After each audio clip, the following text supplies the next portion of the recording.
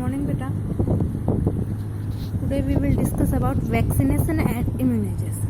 ठीक है, आपको एक्टिव इम्यूनिटी और पैसिव इम्यूनिटी जो मैंने बताया था समझ आ गया होगा।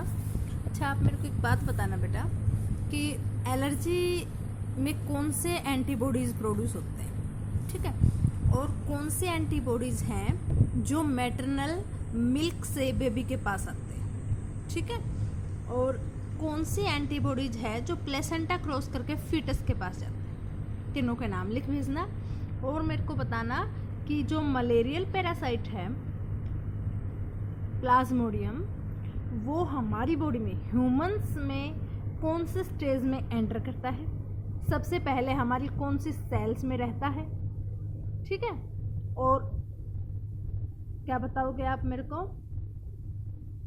हाँ, एलिफेंटासिस डिजीज कौन से वर्म से होती है, कौन से पैरासाइट से होती है, ये लिख दो इसमें, ठीक है। अभी हम करेंगे vaccination and immunisation.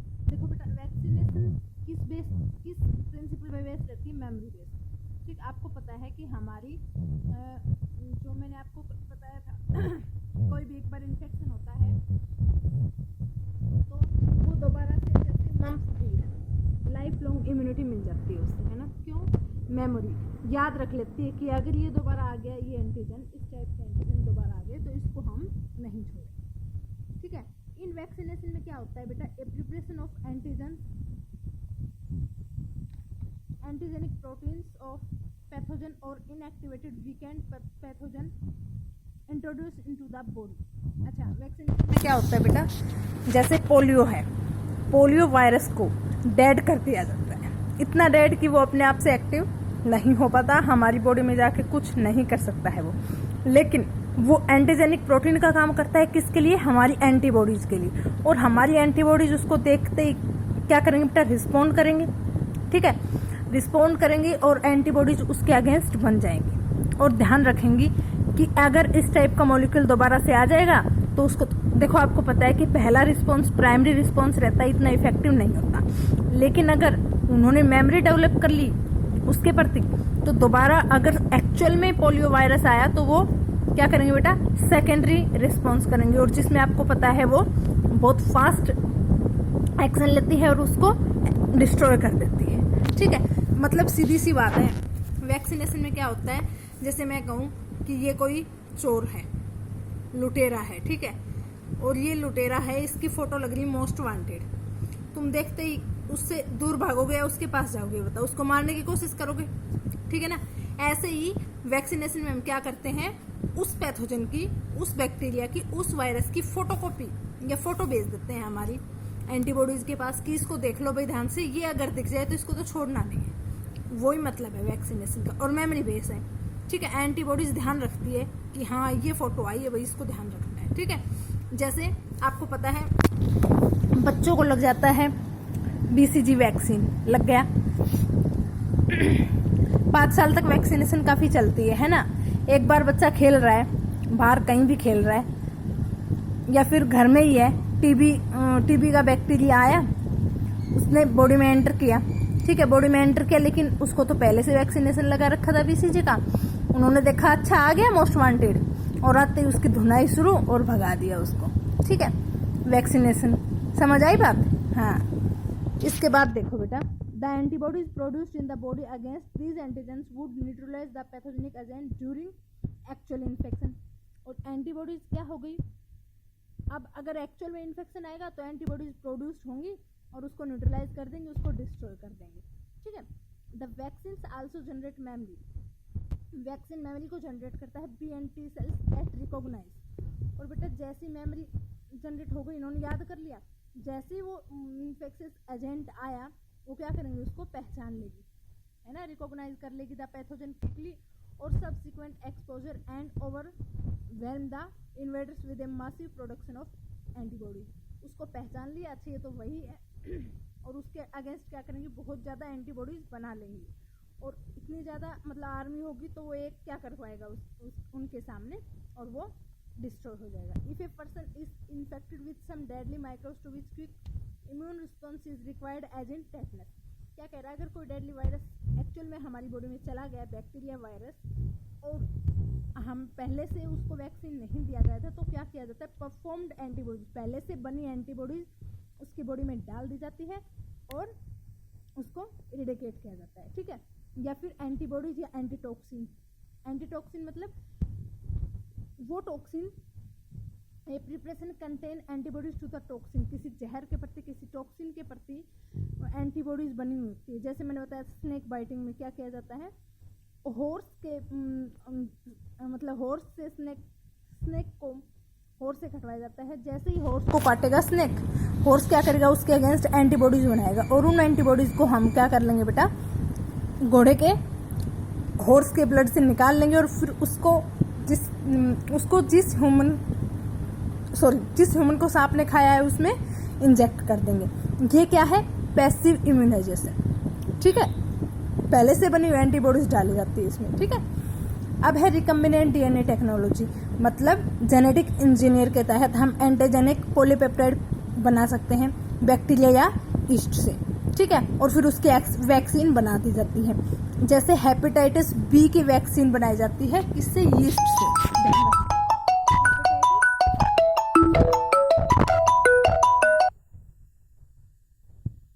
Hepatitis B की वैक्सीन कहाँ से बनती है, यीस्ट से, ध्यान रखना बेटा, ठीक है। अब हम करेंगे एलर्जी। एलर्जी का क्या मतलब है, एलर्जी आपको पता है बेटा, सुन रखिए, जैसे किसी को धूल से एलर्जी हो जाती है ना, खेत के काम से एलर्जी हो जाती है, खेत के काम से, या फिर गेहूं वगैरह साफ करते तो उसकी जो धूल निकलती है, डस्ट निकलती है, उससे भी एलर्जी होती है कहीं को, है ना। ये एक्चुअल में एलर्जी क्या है, पोलन ग्रेन से हो जाती है, एग से हो जाती है, प्रॉन से हो जाती है, मतलब बहुत सारी ऐसी चीजें जिससे एलर्जी हो सकती है, ठीक है। एलर्जी क्या है बेटा, exaggerated response of immune system to certain antigens present in the environment। हमारे एनवायरनमेंट में कुछ एंटीजेंस प्रेजेंट है, उसके प्रति हाइपर रिस्पॉन्स। एक्सैगरेटेड इतना होना नहीं चाहिए, रिस्पॉन्स होता हमारी भलाई के लिए, लेकिन वो कुछ ज़्यादा हो जाता है, ज़्यादा होता है तो क्या होगा बेटा, एलर्जी होगी, ठीक है। जैसे कोई भी पोलन ग्रेन है जिससे किसी को भी एलर्जी होती है ना, क्यों होती है एलर्जी, जैसे ही पोलन ग्रेन दिखा पूरी बॉडी एकदम से हाई अलर्ट हो गई, एंटीबॉडीज प्रोड्यूस हो गई, ठीक है, और उसके अगेंस्ट एक्शन लेना स्टार्ट कर दिया। और वो तो एक छोटा सा पोलन ग्रेन है, उसने इतना कुछ किया भी नहीं, लेकिन फिर भी हाउ हुल्ला मचा दिया पूरी बॉडी के एंटीबॉडीज ने, और इसी को हम क्या कहते हैं, एलर्जी कहते हैं, ठीक है। हाइपर रिस्पॉन्स, ये है बेटा इसकी definition, exaggerated response of the immune system to certain antigens present in the environment is called allergy। The substance to which such an immune response is produced, और जिस भी सब्सटेंस से हमारा इम्यून सिस्टम ऐसे रिस्पॉन्स करता है तो उसको हम एलर्जेंस कहेंगे। क्या कहेंगे, एलर्जेंस। और कौन सी टाइप की एंटीबॉडीज प्रोड्यूस होती है, जब एलर्जेंस होते हैं, जब एलर्जी होती है तब IgE टाइप की, है ना। कॉमन एग्जाम्पल है एलर्जेंस के, क्या क्या, माइट्स, इंडस्ट, पोलन्स, एनिमल डेंडर, है ना। और एलर्जी के सिम्टम्स मेनली क्या होते हैं बेटा, छींक आएगी, आंखों से पानी आने लग जाएगा, नाक बहने लग जाएगी, सांस लेने में कठिनाई होने लग जाती है, ये बहुत भयानक है। एलर्जी अगर भयानक तरीके से होगी ना तो डेथ हो सकती है बेटा। उससे क्या होता है, जो ट्रैकिया है ना वो चोक हो जाता है, स्वेलिंग हो जाती है, उसमें सांस लेने में तकलीफ होती है और इंसान की डेथ हो जाती है। एलर्जी क्यों होती है, is due to release of chemicals. जैसे इम्यून रिस्पॉन्स होगा तो हमारी मास्ट सेल है ना बेटा, न्यूट्रोफाइल्स, नेचुरल किलर सेल, इस टाइप की जो सेल्स होती है, जो मास्ट सेल है उसमें से केमिकल रिलीज होता है, कौन सा, हिस्टामिन एंड सेरोटोनिन। ध्यान रखना कौन सा केमिकल, हिस्टामिन एंड सेरोटोनिन। और जैसे ये केमिकल रिलीज होगा हमारी बॉडी हायर रिस्पॉन्स करेगी, और जिससे क्या होंगे बेटा, सिम्टम्स दिखने स्टार्ट होंगे हमारी बॉडी में। For determining the cause of allergy, the patient is exposed or to injected with very small doses of possible allergens। क्या कह रहा है, ये देखने के लिए कि इसको एलर्जी किस चीज़ से हो सकती है, किस कारण से हुई है, ये देखने के लिए छोटे छोटे डोज दिए जाते हैं एलर्जेंस के, कि इसकी बॉडी का क्या रिएक्शन रहता है, ठीक है। और अगर हिस्टामिन और सेरोटोनिन रिलीज हो गया केमिकल, तो क्या होगा, हमारी बॉडी में एलर्जी के सिम्टम्स आएंगे। और इसके लिए फिर क्या देना चाहिए, anti histamine, adrenaline and steroid. Anti histamine पूछा गया है बेटा, ये anti histamine, adrenaline and steroid, इनके इंजेक्शन दिए जाते हैं ताकि एलर्जी के सिम्टम्स को रिड्यूस किया जा सके और स्प्रेस किया जाए, हमारे इम्यून सिस्टम को स्प्रेस किया जाए, ठीक है, उसके लिए।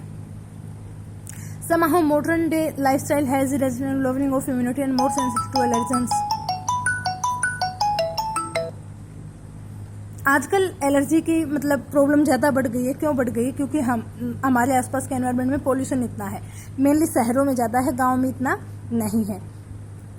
मोर and more children in metro cities of India suffer from allergies and asthma. Asthma भी क्या है बेटा? एलर्जी है। Too sensitive to the environment के प्रति इतने सेंसिटिव है। This could be because of protected environment provided early in life. क्यों? पहले से ही इतने बंद घर में रहते हैं, बाहर पोलन ग्रेन्स में या डस्ट में कभी निकले नहीं हैं, और अगर बड़े होकर एकदम से निकलेंगे तो बॉडी क्या सोचेगी? ये तो कोई नया एलर्जन मतलब कोई नए एंटीजेंस आ गए और इनको तो मार गिराना है। लेकिन गांव के बच्चे क्या है? मिट्टी में खेलते रहते हैं, गांव में खेलते रहते हैं, वो इनसे क्या फ्रेंडली रहते हैं कि इनका तो कुछ नहीं है, छोटा सा पोलन ग्रेन है, ठीक है, इसको डिस्ट्रॉय कर दो नॉर्मली, है ना। लेकिन जो प्रोटेक्टेड एनवायरनमेंट में रहा है, शहर में रहा है, बंद घर में रहा है, तो उसको अगर डस्ट चली जाएगी तो उसका इम्यून सिस्टम रिस्पॉन्स करेगा, हाई रिस्पॉन्स, और उसको एलर्जी होने के चांसेस रहते हैं। ठीक है। नट से, गेहूं से भी एलर्जी होती है बेटा। जो ग्लूटन होता है ना, ग्लूटन गेहूं में, उससे एलर्जी होती है लोगों को। लैक्टोज से, यानी कि जो मिल्क में जो शुगर प्रेजेंट होती है, उससे एलर्जी हो सकती है। सी फूड जो है उससे एलर्जी हो सकती है।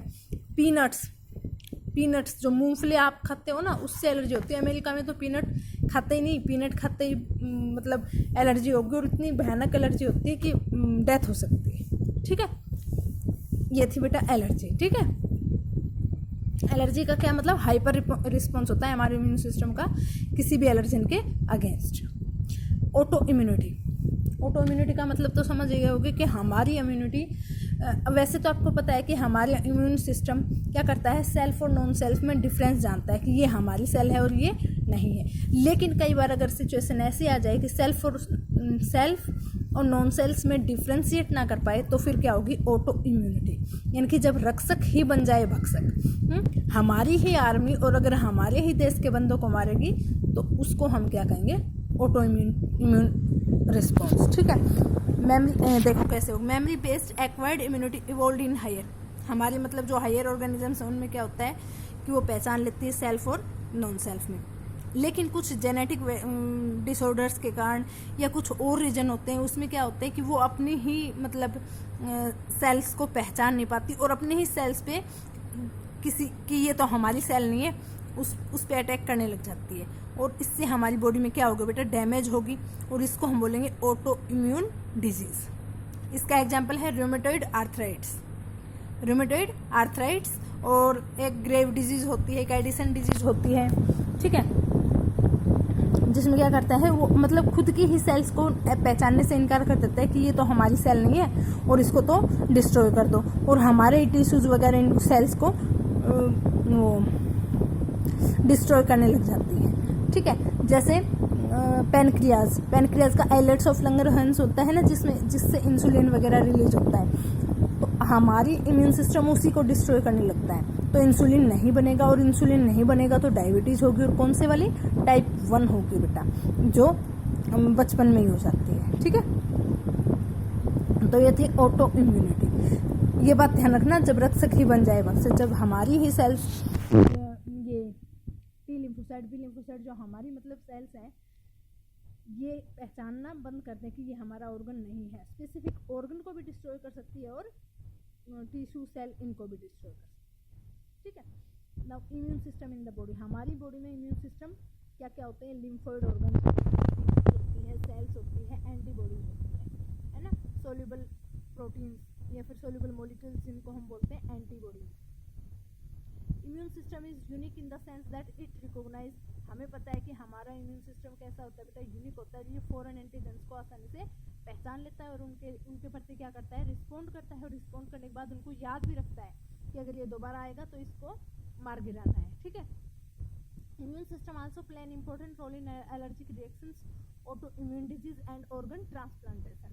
और इम्यून सिस्टम एलर्जिक रिएक्शन में भी यही इम्यून सिस्टम है जो हाइपर मतलब रिएक्शन करता है, मतलब हाइपर रिस्पॉन्स शो करता है, जो कि इसे नहीं करना चाहिए। ऑटो इम्यून डिजीज, ये भी इसी का हिस्सा है कि ऑटो इम्यून डिजीज हो जाती है। और ऑर्गन ट्रांसप्लांटेशन, मैंने बताया था कि जब ऑर्गन ट्रांसप्लांटेशन होता है तो वो तो एक्चुअल में हमारी सेल्स नहीं होती, तो उसको तो मार ही गिराएगा।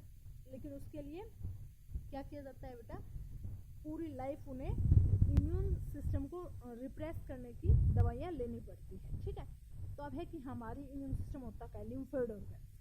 कौन कौन से होते हैं? These are the organs where origin and maturation and proliferation of lymphocytes. Lymphoid organs वो ऑर्गन होते हैं जहाँ पर लिम्फोसाइट्स ओरिजिन होती है, मैच्योर होती है, डिफरेंशिएट होती है। ठीक है, प्राइमरी लिम्फोइड ऑर्गन ध्यान रखना। प्राइमरी लिम्फोइड ऑर्गन कौन कौन से हैं? Bone marrow and thymus. Bone marrow तो आपको पता है ना, बोन में होती है। थाइमस चेस्ट की जो स्टर्नम बोन होती है उसके ऊपर थाइमस होता है। बचपन में बच्चों में ये बड़ा होता है, प्यूबर्टी गेन करने के बाद ये रिड्यूस हो जाता है, और जो ओल्ड एज होते हैं उनमें ये इसका साइज कम होता चला जाता है। ठीक है, इसीलिए उनकी इम्यूनिटी भी कम हो जाती है।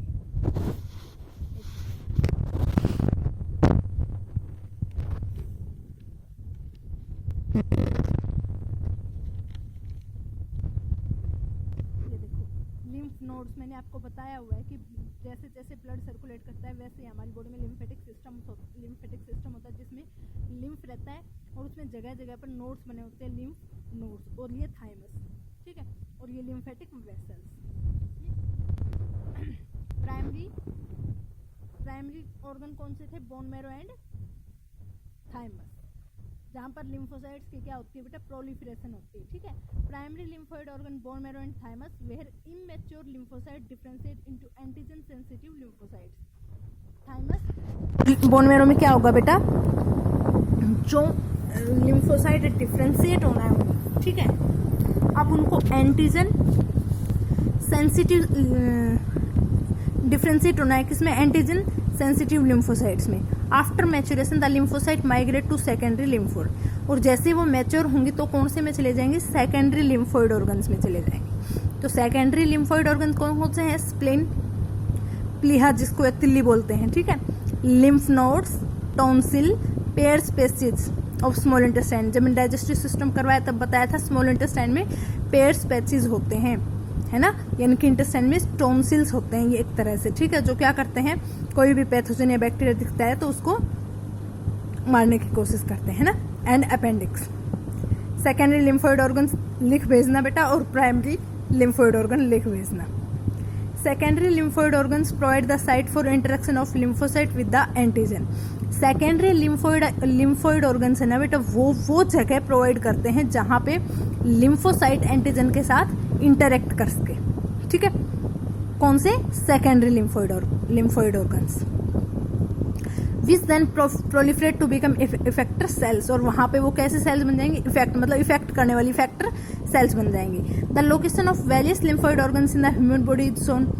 ये लोकेशन मैंने जो आपको अभी दिखाई है। ठीक है, bone marrow is the main lymphoid organ where all blood cells including lymphocytes are produced. आपको पता है बोन मैरो में हमारी सभी ब्लड सेल्स बनती है, और WBC यानी कि लिम्फोसाइट्स भी वहीं पे बनती है। The thymus is a lobed organ located near the heart and beneath the breast bone. Heart के पास होते हैं ब्रेस्ट बोन, स्टर्नम बोन जो होती है उसके ऊपर। The thymus is quite large at the time of birth. मैंने बताया कि जब बर्थ के दौरान ये बड़ा होता है और प्यूबर्टी के दौरान ये छोटा हो जाता है, और ओल्ड एज में ये रिड्यूस होता जाता है। Both bone marrow and thymus provide micro environment for the development and maturation of T lymphocytes. Bone marrow और थाइमस एनवायरमेंट प्रोवाइड करती हैं ताकि टी लिम्फोसाइट है वो वहाँ पे मैच्योर हो सके, डेवलप हो सके। स्प्लीन क्या होता है बेटा? लार्ज बीन शेप्ड होता है, जहाँ पर लेम्फोसाइट और फेगोसाइट्स इसमें लेम्फोसाइट और फेगोसाइट सबसे ज़्यादा होती है, और ये ब्लड को फिल्टर करता है, और जो RBC होती है उनको भी उसकी भी ग्रेवयार्ड बोला जाता है। क्यों? क्योंकि आपको पता है RBC का लाइफ स्पेन है 120 डेज। तो ये फिर कहाँ पर मरेंगी? जाके स्प्लीन में जाके डिस्ट्रॉय होंगी, इसीलिए ग्रेवयार्ड ऑफ RBC भी हम किसको बोल सकते हैं? स्प्लीन को। The lymph nodes are small solid structure located at different points. छोटे छोटे मैंने बताया हुआ कि मतलब नोडुल्स लाइक नोड्स बन जाते हैं जगह जगह पे लिम्फेटिक सिस्टम में, है ना। लिम्फेटिक सिस्टम में lymph nodes serve to trap the microorganisms or other antigens. और इनका क्या काम है? वे कोई भी एंटीजन या फिर कोई भी माइक्रो ऑर्गेनिज्म हमारी बॉडी में चला गया और ब्लड से लिम्फ में आ गया, और लिम्फ से फिर लिम्फ नोड में आएगा तो वो वहीं उसको ट्रैप कर लेगी, ठीक है। ट्रैप करके वहाँ पे स्वेलिंग हो जाएगी और वहाँ की जो लिम्फोसाइट्स है उसको एक्टिव होंगी मारने के लिए, ठीक है। Activation of lymphocyte present there and cause the immune response, और फिर क्या करेगी, इम्यून रिस्पॉन्स जो होगा, ठीक है। There is lymphoid tissue also located within lining of the major tract, और लिम्फोइड टिश्यू मेनली कहाँ होते हैं, जो मेजर ट्रैक्ट हैं जैसे respiratory tract, digestive tract, urogenital tract, इनमें मेनली होते हैं। और इन टिश्यूज को हम क्या बोलते हैं, mucosa associated lymphoid tissue, malt. Mucosa full form ध्यान होनी चाहिए, म्यूकोसा एसोसिएटेड लिम्फोइड टिश्यू। लगभग 50% लिम्फोइड टिश्यू इन ट्रैक्ट्स में होते हैं। क्यों? क्योंकि यहीं से माइक्रो ऑर्गेनिजम्स के जाने के चांसेस ज़्यादा होते हैं, ठीक है। Primary lymphoid organs bone marrow and thymus, secondary lymphoid organs spleen, lymph nodes, tonsils, Peyer's patches of small intestine and appendix, ठीक है। ये ध्यान रखना बेटा। इसके बाद आरबीसी की ग्रेवयार्ड किसको बोला हमने, स्प्लीन को। सबसे ज़्यादा लिम्फोसाइट और फेगोसाइट कहाँ होते हैं, स्प्लीन में, ठीक है। और इसमें कोई दिक्कत हो तो बताना मेरे को, ठीक है। थैंक यू बेटा, कल हम एड्स करेंगे।